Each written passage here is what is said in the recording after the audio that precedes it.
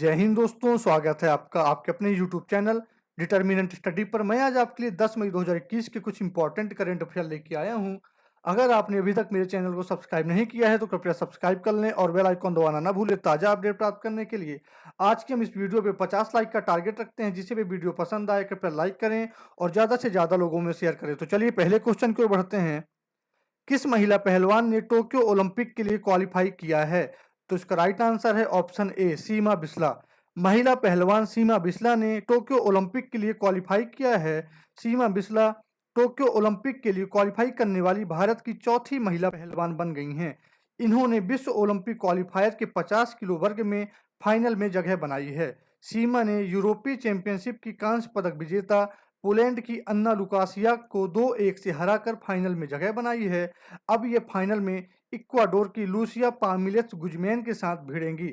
इससे पहले हाल ही में अल्माटी में एशियाई चैंपियनशिप में कांस्य पदक जीतने वाली सीमा ने बेलारूस की अनास्तासिया पानोताव को 8-0 से हराया था।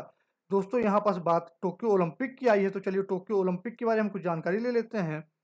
टोक्यो ओलंपिक 2020 में खेला जाना था, पर कोरोना वायरस की वजह से इसका आयोजन 1 साल के लिए टल गया था।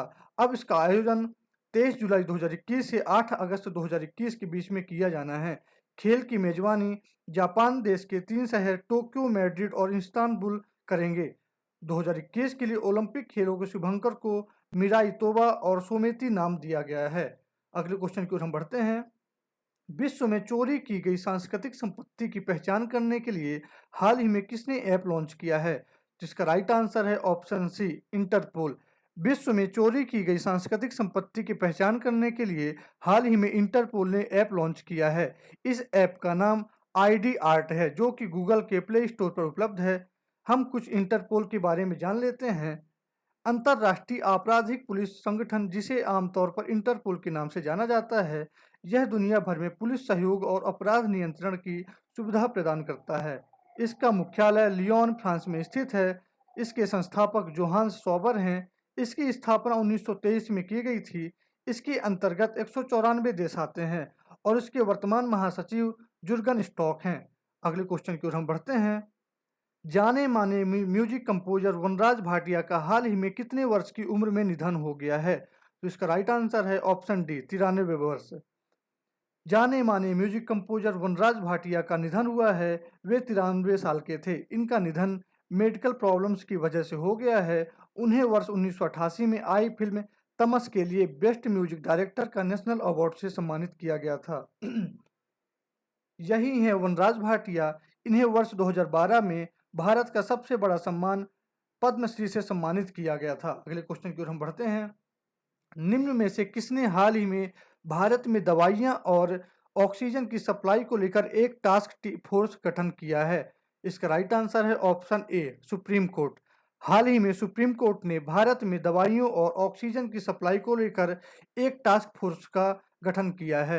ये दवाइयों की उपलब्धता के लिए जरूरी उपायों के बारे में बताएगी और देश के राज्यों को ऑक्सीजन सप्लाई करने का वैज्ञानिक और व्यवहारिक फार्मूला भी तैयार करेगी।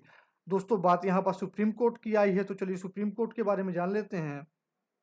भारत के उच्चतम न्यायालय या भारत के सर्वोच्च न्यायालय को ही भारत के सुप्रीम कोर्ट के नाम से जानते हैं। यह भारत का शीर्ष न्यायिक प्राधिकरण है। भारत के सुप्रीम कोर्ट की स्थापना 28 जनवरी 1950 को की गई थी। ये नई दिल्ली में स्थित है। इसके न्यायाधीश का कार्यकाल 65 वर्ष की आयु तक होता है। वर्तमान में भारत देश के न्यायाधीश हैं नूतलपति वेंकट रमण जी। अगले क्वेश्चन की ओर हम बढ़ते हैं। देश भर में बेरोजगारी के मामले में कौन सा राज्य दूसरे नंबर पर रहा? तो इसका राइट आंसर है ऑप्शन डी, राजस्थान। देश भर में बेरोजगारी के मामले में राजस्थान राज्य दूसरे नंबर पर रहा।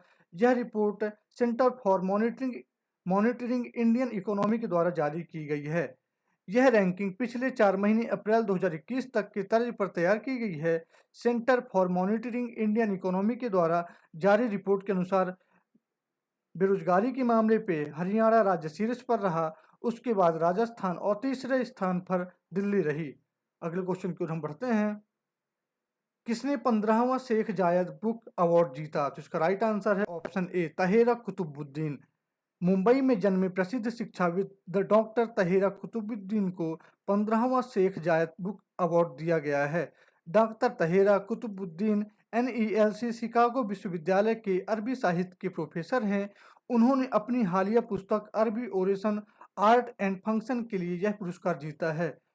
पुस्तक अरबी ओरेशन आर्ट एंड फंक्शन का प्रकाशन वर्ष 2019 में लीडन के ब्रिल एकेडमिक द्वारा किया गया था। बात यहाँ पे शेख जायद पुरस्कार की आई है, तो चलिए हम शेख जायद पुरस्कार के बारे में कुछ जानकारी ले लेते हैं। शेख जायद पुरस्कार अरब वर्ल्ड में सबसे प्रतिष्ठित और अच्छी तरह से वित्त पोषित पुरस्कारों में से एक माना जाता है। यह मुख्य रूप से अरब लेखकों, बुद्धिजीवियों एवं युवा प्रतिभाओं के लिए दिया जाता है। यह पुरस्कार UAE के पहले राष्ट्रपति शेख जायद बिन सुल्तान अल नहयान की स्मृति में स्थापित किया गया था। अगले क्वेश्चन की ओर हम बढ़ते हैं। कौन बने टिकटॉक कंपनी के नए CEO? तो इसका राइट आंसर है option A, Shou Zi Chew. TikTok company के नए CEO शाओजी च्यू को नियुक्त किया गया है। ये बाइट डांस कंपनी के CFO के पद पर हैं। वह टिकटॉक के स्वामित्व वाली कंपनी बाइट डांस के साथ मिलकर काम करेंगे। ये सिंगापुर के रहने वाले हैं। इन्हें टिकटॉक कंपनी के पूर्व CEO केविन मेयर की जगह नियुक्त किया गया है। दोस्तों यहाँ पास टिकटॉक की बात आई, तो चलिए हम टिकटॉक कंपनी के बारे में कुछ जानकारी ले लेते हैं। यह एक कॉमेडी और प्रतिभावान वीडियो बनाने और साझा करने वाला सोशल मीडिया ऐप है। यह एक चीनी ऐप है। यह ऐप भारत में पिछले कुछ वर्षों तक बहुत ही पॉपुलर रहा, पर चीनी वस्तुओं के विरोध के चलते इस ऐप को 2019 में भारत सरकार द्वारा बैन कर दिया गया है। अगले क्वेश्चन की ओर हम बढ़ते हैं। RBI ने किस बैंक को RBI अधिनियम की दूसरी अनुसूची से बाहर किया है? इसका राइट आंसर है option D, Lakshmi Vilas bank. RBI ने लक्ष्मी विलास बैंक को RBI अधिनियम की दूसरी अनुसूची से बाहर कर दिया है। RBI अधिनियम की दूसरी सूची में लक्ष्मी विलास बैंक को अनुसूचित वाणिज्यिक बैंक के रूप में जाना जाता है। लक्ष्मी बैंक का हेडक्वार्टर चेन्नई, तमिलनाडु में स्थित है। इसकी स्थापना 1926 में की गई थी। अगले क्वेश्चन की ओर हम बढ़ते हैं। किस कंपनी ने दुनिया का पहला 2mm प्रोसेसर चिप विकसित किया है? इसका राइट आंसर है ऑप्शन ए, IBM। IBM कंपनी ने दुनिया का पहला 2mm प्रोसेसर चिप विकसित किया है। यह gate all around nanosheet kingdom device architecture पर आधारित है। इस प्रोसेसर में 50 बिलियन ट्रांजिस्टर हैं, जो कि अंतरिक्ष में फिट करने में सक्षम बनाया गया है। यह प्रोसेसर चिप एक विशेष प्रकार के सेमीकंडक्टर निर्माण प्रक्रिया का उपयोग करके बनाई गई है। हम दोस्तों चलिए IBM कंपनी के बारे में जानकारी ले लेते हैं।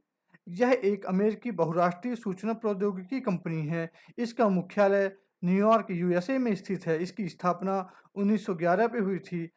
दोस्तों IBM कंपनी के CEO गिनी रोमेटी हैं और IBM का full form international business machine corporation है। अगले क्वेश्चन की ओर हम बढ़ते हैं। कौन बने पश्चिम बंगाल विधानसभा के नए अध्यक्ष? तो इसका राइट आंसर है ऑप्शन ए, बिमन बंदोपाध्याय। पश्चिम बंगाल राज्य के विधानसभा के नए अध्यक्ष बिमन बंदोपाध्याय बने हैं। यही हैं बिमन बंदोपाध्याय। ये तृणमूल कांग्रेस के पार्टी के विधायक हैं। इन्हें लगातार तीसरी बार अध्यक्ष चुना गया है। ये 10 मई 2021 को राजभवन में शपथ लेंगे। दोस्तों चलिए हम कुछ पश्चिम बंगाल के बारे में जानकारी ले लेते हैं। यहाँ के राज्यपाल जगदीप धनखड़ हैं। यहाँ की CM ममता बनर्जी जी हैं और ये पश्चिम बंगाल की राजधानी कोलकाता है। अगले क्वेश्चन की ओर हम बढ़ते हैं। कानून राष्ट्रीय सुरक्षा के लिए खतरनाक बाहरी FDI की छटनी के लिए किस देश ने हाल ही में एक कानून पारित किया है? तो इसका राइट आंसर है ऑप्शन डी, डेनमार्क। कानून राष्ट्रीय सुरक्षा के लिए खतरनाक बाहरी FDI की छटनी के लिए डेनमार्क देश ने हाल ही में एक कानून पारित किया है। डेनमार्क ने यह कानून 5G नेटवर्क के निर्माण के लिए चीन के हुआवे की बोली पर सुरक्षा चिंताओं के कारण बनाया गया है। हम डेनमार्क के बारे में कुछ बातें कर लेते हैं। यह डेनमार्क का मैप है। यह एक उत्तरी यूरोपियन देश है। यह देश जूटलैंड प्रायद्वीप पर हजारों द्वीपों में फैला हुआ है। इसकी राजधानी कोपेनहेगन है और इसकी मुद्रा डेनिश क्रोन है। दोस्तों आज के हमारे सब क्वेश्चन यहीं पे से खत्म होते हैं। मेरे द्वारा आपके लिए हर एक वीडियो पे क्वेश्चन लाया जाता है, जिसका आप आंसर मुझे कमेंट बॉक्स में दे सकते हैं। तो क्वेश्चन इस प्रकार है, भारत की स्थलीय सीमा कितने देशों से लगती है? आपके सामने ऑप्शन है 7, 3, 5, 10।